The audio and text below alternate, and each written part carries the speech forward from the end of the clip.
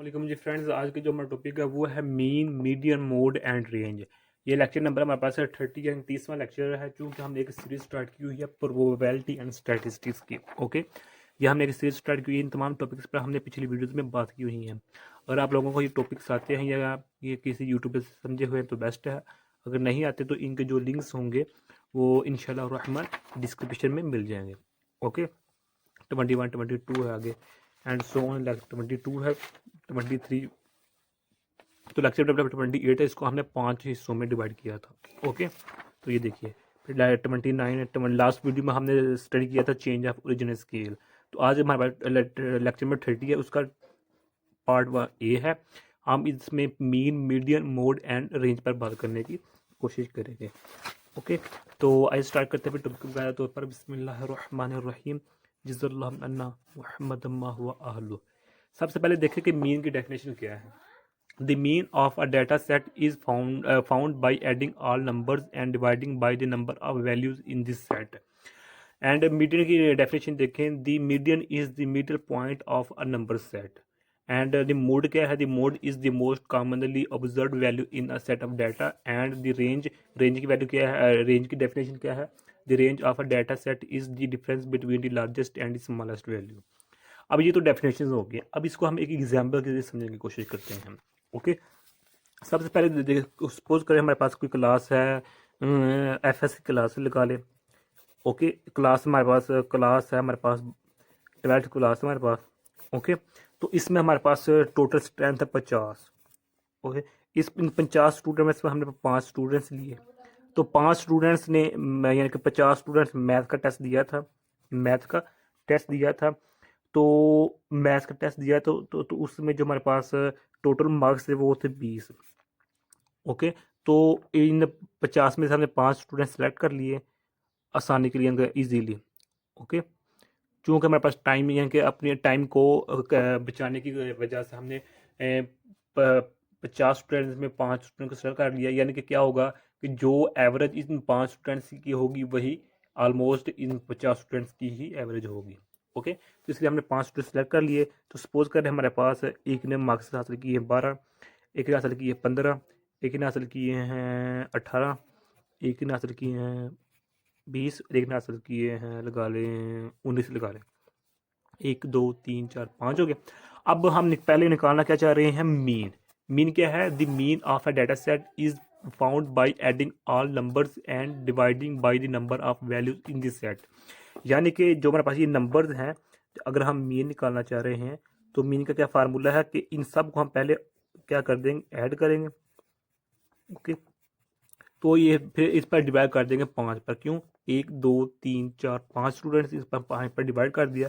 तो जब इसको हम ऐड करेंगे तो हमारे पास जो टोटल वैल्यू आएगी वो हमारे पास आ जाएगी 16.8, 16.8 हमारे पास मीन की वैल्यू आ जाएगी।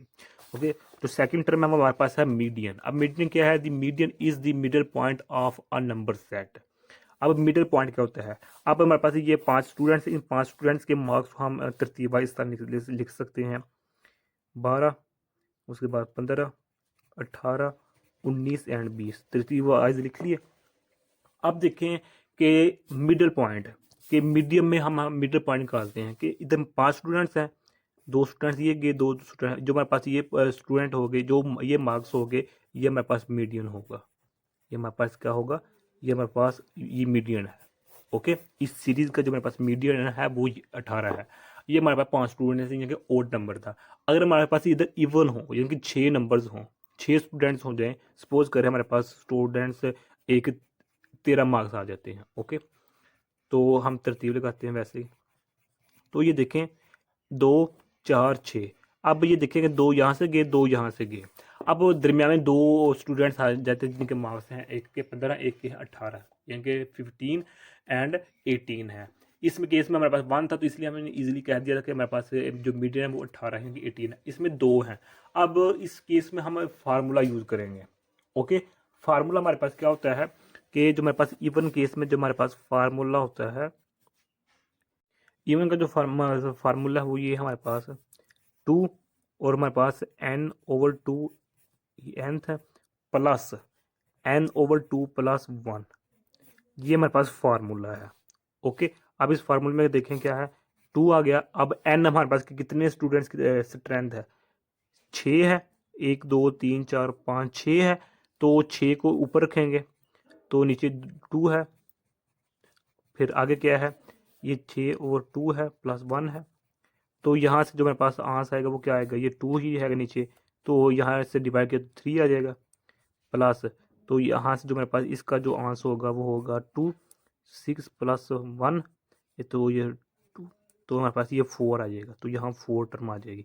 यानी कि जो हमारे पास 3 और 4, अभी ये इस 3 और 4 का क्या मतलब है कि ये हमारे पास 1 2 3 4 5 6, तीसरी टर्म ये है, चौथी टर्म ये है, इन दोनों का हमने आप क्या करेंगे, ऐड करेंगे, 15 प्लस 18 डिवाइड बाई 2 कर देंगे तो हमारे पास आंसर आ जाएगा। ओके, यानी कि जब इन 15 प्लस 18 को जब हम ऐड करेंगे उसके बाद 2 पर डिवाइड करेंगे तो हमारे पास 33 और 2, तो इसका जो हमारे पास आंसर आएगा वो हमारे पास 16.5 आएगा, यानी 16.5 आ जाएगा। ये हमारे पास मीडियन होता है। ओके हो गया। तो अब देखें कि जो ये तो हमने फार्मूले की मदद से इनके मीडियन की वैल्यू निकाली जब हमारे पास इवन केस होता है।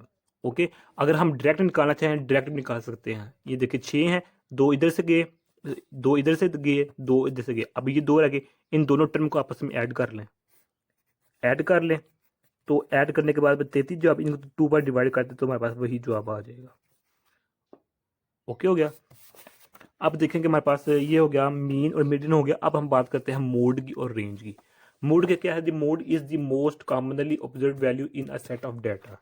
पहले हम सीरीज लिख लेते हैं, हमारे पास क्या है 12 13, उसके बाद क्या है हमारे पास 15 18 19 20, 15 18 19 20। ओके, 12 13 15 18 19 एंड 20 है।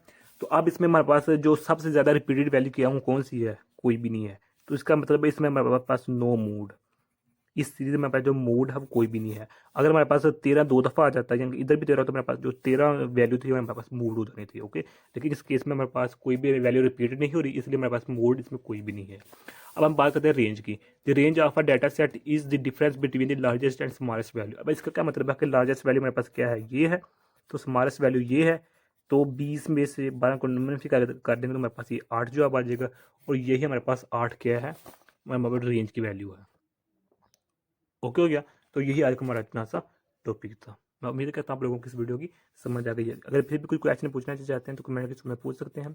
और अगर आप लोगों ने अभी तक हमारे चैनल पाक MN अकेडमी सब्सक्राइब नहीं किया तो सब्सक्राइब कर दे, लाइक शेयर कर दे।